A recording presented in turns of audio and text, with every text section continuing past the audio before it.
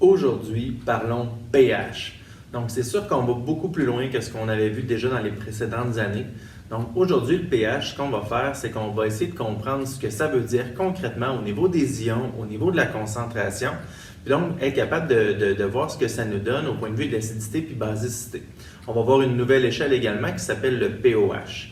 Donc, dans le diaporama, vous avez vu plein d'informations. Je vais y aller pour la partie mathématique. C'est là qui a été peut-être un petit peu plus difficile à comprendre.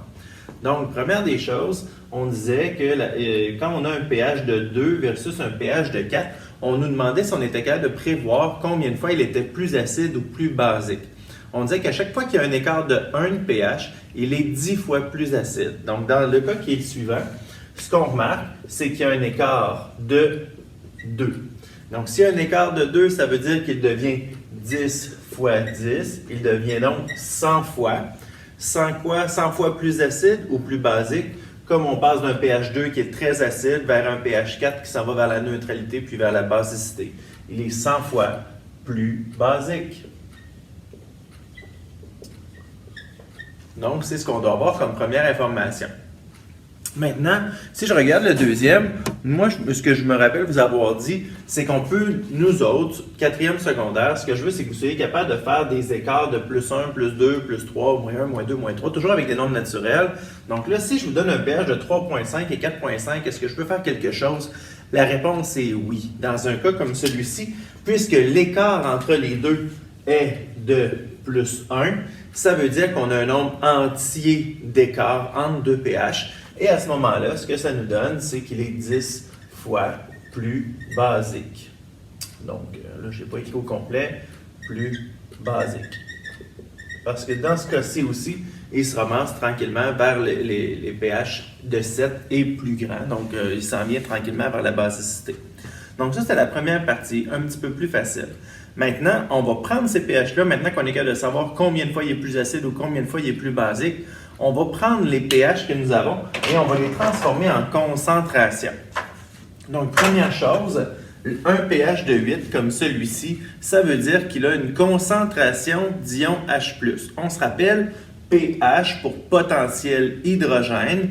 Puis l'hydrogène, dans notre cas, on se rappelle H, c'est l'acidité. Puis pour être un acide, la molécule, ce qu'elle avait besoin, c'est d'être capable de créer des ions H+. Donc, c'est l'ion H+, qui est représenté ici. Sa concentration, qu'on représente dans une petite boîte comme ça, en ion H+, est donc de 1 fois 10 exposant moins, toujours le moins. Et ce qu'on fait, c'est qu'on ajoute tout simplement le 8 ici pour dire que la concentration est 1 fois 10 exposant moins 8. Une fois que ça c'est complété, ce qu'on a besoin de comprendre, c'est que si on avait à l'écrire au complet, parce que peut-être que c'est un petit peu difficile, la concentration en ion H+, c'est 0,1, 2, 3, 4, 5, 6, 7, 8, la concentration. Quelles sont les unités pour le pH? Ce sont des moles par litre. Donc, un certain nombre de moles d'ion H+, pour chacun des litres dans lequel il a été dissous. Donc, voici la concentration pour un pH de 8. On comprendra que puisque cette substance-là, pH 8, on est rentré dans une substance qui est basique, la concentration en ion H+, qui nous dirait que la substance est acide, est assez faible. Hein? Tandis que si on s'en va vers un pH beaucoup plus acide, donc on va se faire un deuxième exemple, avec un pH de 2 par exemple, bien, notre concentration en ion H+, correspondrait à 1 fois 10 exposant moins 2 mol par litre. Et ça, si on l'écrivait au long, ce serait 0,01 mol par litre. Donc, cette concentration-là est beaucoup plus grande que celle-ci, ce qui fait en sorte que ce qu'on comprend, c'est qu'il y a beaucoup plus d'ions H+, qui vont avoir été dans la solution, et donc notre solution est acide. Troisième chose qu'on peut faire connaissant un pH, c'est que maintenant, vous devez être capable de comprendre le pOH, le potentiel hydroxyde. L'idée générale, c'est qu'il y a toujours des ions H+ dans les solutions aqueuses, mais il y a toujours un petit peu aussi d'ions OH-. Et ils sont toujours balancés. Comment ils se balancent? Ce qu'on doit retenir, peut-être que ce serait l'information principale, c'est que pH plus pOH nous donne un grand total de 14. Si on retient ça, ça veut dire que, je fais mon parallèle, si j'ai un pH de 8 ici, mon pOH, je suis capable de le déterminer et ce pOH-là serait de 14 moins le 8 du pH, qui veut dire qu'on a un pOH de 6. Ce pOH-là nous représente le potentiel hydroxyde parce qu'on sait que le contraire du H qui nous représente notre acide, le OH, lui, va nous représenter la base. Donc, si j'en fais une concentration en ion OH-, regardez bien, ça nous fait 1 fois 10 exposant moins 6. Ça fonctionne exactement comme le pH. Et si je l'écrivais au long, ma concentration en OH- serait de 0,1, 2, 3, 4, 5, 6. Et là, bien sûr, je pourrais mettre mes unités pour être sûr. Donc là, j'ai des moles par litre. Si je fais ma comparaison entre les deux qui sont ici, je ne sais pas si vous remarquez, celui-ci, la concentration est plus grande que celui-là. Qu'est-ce que ça nous indique? Ça veut dire qu'il y aura plus de OH qu'il y aura de H dans la solution.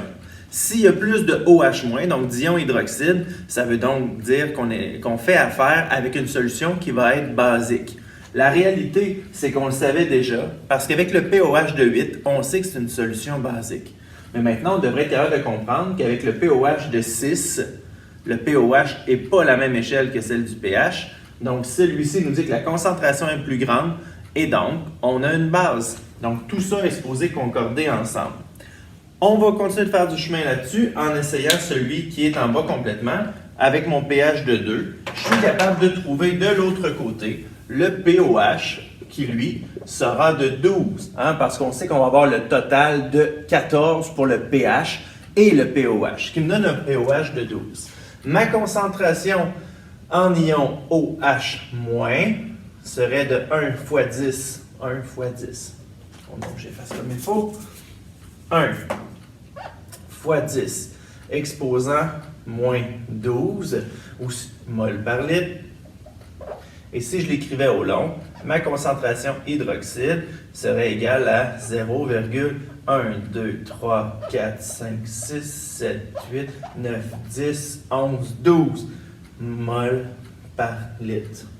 Si je fais ma comparaison, mon ion hydroxyde, sa concentration, c'est ça, c'est-à-dire très, très, très petit, versus ma concentration en H+. Donc, comme ma concentration en H+, est beaucoup plus grande, je me ramasse avec une solution qui, dans ce cas-ci, sera une solution acide. Donc, avec ce que vous avez aujourd'hui, vous en savez suffisamment pour être capable de répondre aux questions qui vous sont proposées. Connaître la distinction du nombre de fois qu'on est plus acide ou plus basique, comprendre également la concentration qu'on peut écrire en mol par litre pour chacun des ions, que ce soit du H+, ou du OH-. Si je vous donne un pH, vous êtes capable de connaître son potentiel hydroxyde, donc son pOH, en sachant que le pH plus le pOH nous donne toujours un nombre entier de 14. Donc, sur ce, je vous souhaite bonne continuité.